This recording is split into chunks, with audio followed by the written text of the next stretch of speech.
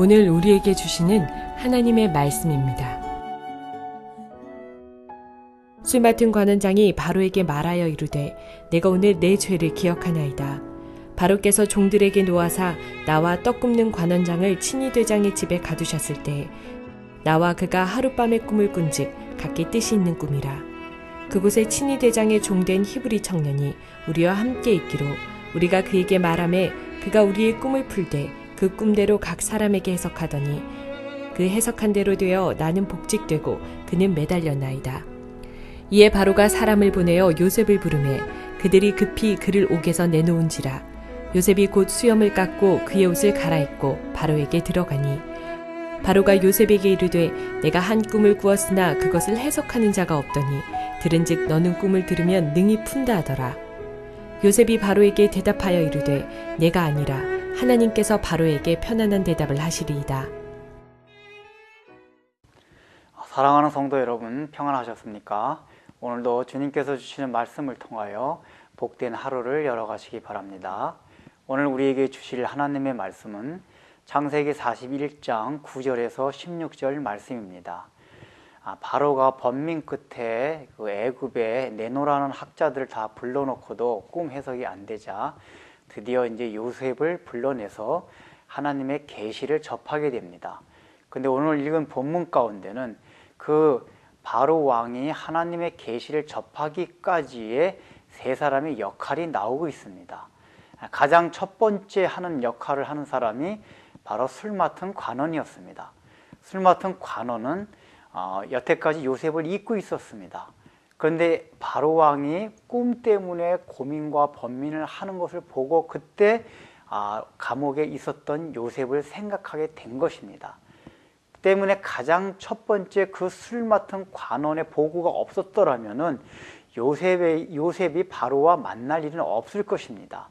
그 술 맡은 관원이 그때서라도 요셉을 생각했기 때문에 그 일이 성사가 된 것입니다. 그렇다면 이것이 무엇을 얘기합니까? 원래 술 맡은 관원은 요셉을 통해서 구원의 기쁨을 맛본 사람입니다. 감옥에서 나온 기쁨을 맛본 사람입니다. 지금 바로 왕이 술 맡은 관원의 말을 믿게 된 것은 그가 이미 요셉의 꿈 해석을 통해서 그 기쁨과 감격을 체험한 사람이기 때문에 그 꿈을 믿게 된 것입니다. 여러분, 이것이 중요한 것은 오늘날 우리가 세상 가운데 많은 번민과 고민을 가지고 안고 살아가는 사람들이 있습니다. 그런데 우리가 어떤 때 예수님의 은혜를 잊고 구원의 감격을 잊어버리고 살다가도 그 사람들에 대하는 태도, 그 사람들의 인생을 대하는 태도를 보면서 우리 가운데 다시 한번 구원에 대한 생각들이 상기시켜주는 경우가 있습니다. 지금 이 관원이 그것을 보여주고 있는 것입니다. 그런데 우리는 그때 어떻게 행동해야 됩니까? 그럴 때 하나님께서 다시 한번 우리 마음에 구원을 상기시켜 줄 때에 그들에게 다가가야 한다는 것입니다. 지금 그들에게 필요한 것이 하나님의 계시입니다.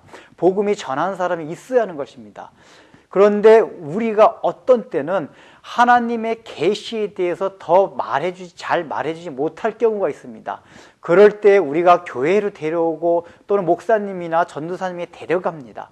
그런데 그 일을 위해서도 우리가 반드시 구원받은 감격과 경험이 있어야지만이 그 사람이 우리를 신뢰합니다. 여러분들 교회로 전도하러 데려올 때에 여러분들이 복음에 대한 기쁨을 보여주지 못할 때 그들이 교회에 따라오지 않습니다.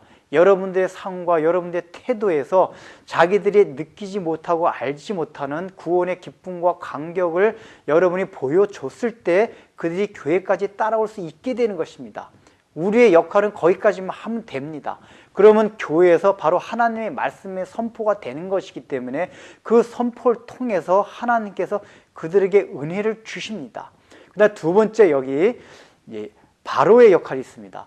바로는 그 사람에게 얘기를 들었지만은 자기가 절대 권력자이기 때문에 그 요셉을 무시할 수도 있었습니다. 여러분 생각해 보십시오. 지금 요셉은 노예 중에서도 히브리 노예입니다.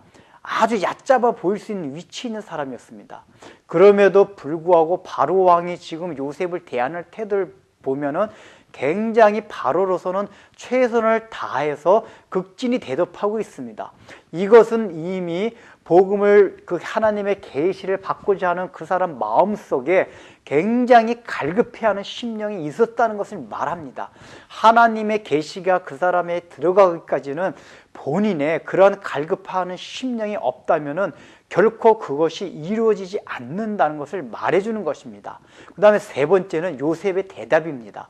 지금 바로가 물어보기를 너는 꿈을 해석하는 탁월한 능력이 있다고 하는데 그것을 말해보라고 얘기하고 있습니다. 그때 요셉이 뭐라고 대답합니까? 아닙니다.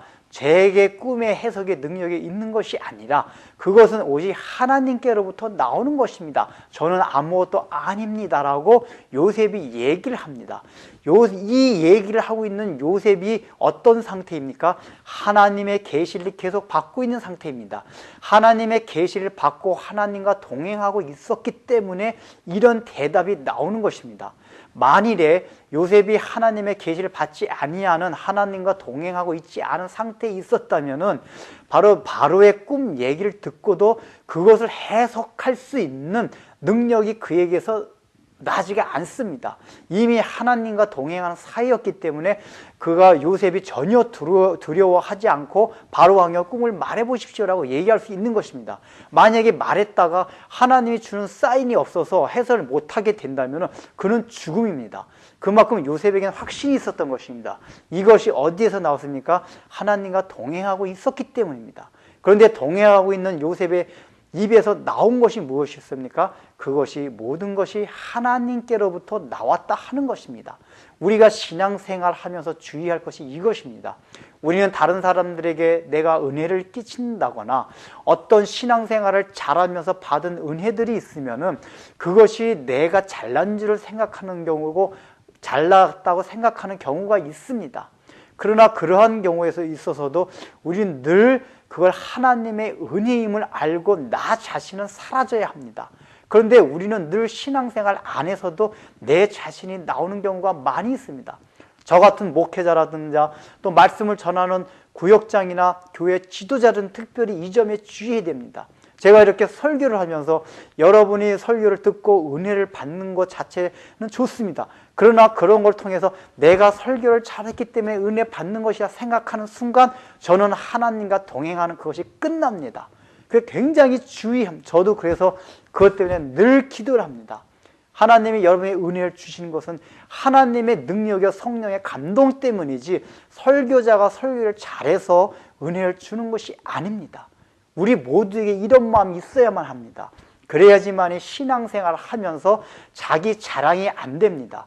바리새인과 서기관들의 잘못이 무엇이었습니까? 신앙생활을 잘했음에도 불구하고 자기 의의가 신앙생활 가운데서 나왔기 때문입니다. 세상 사람들은 자기 의의가 세상 것들로 나오지만 우리들한테는 우리의 의의가 신앙적인 영적인 것들을 통해서 나올 수 있다는 것을 늘 주의해야만 합니다.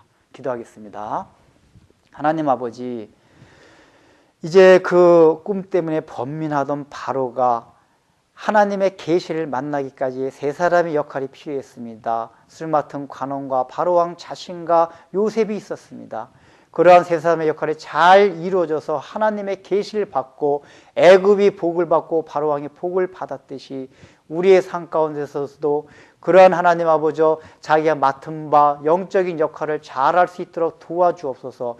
특별히 우리가 먼저 믿은 자로서 구원의 감격과 복음을 체험하며 믿지 아니한 자들이 영적으로 고민할 때에 이것을 전할 수 있는 신뢰감을 줄 수 있는 사람들이 되게 하여 주시고, 무엇보다도 먼저 계시를 받은 우리가 이 계시로 인하여서 영적인 것으로 인하여서 우리 자랑거리가 되지 않게 해주시고 늘 겸손한 마음을 가지고 모든 것은 하나님께로부터 나왔다는 요셉의 고백이 우리의 삶과 신앙 가운데 늘 있게 하여 주옵소서. 예수님의 이름으로 기도드립니다. 아멘.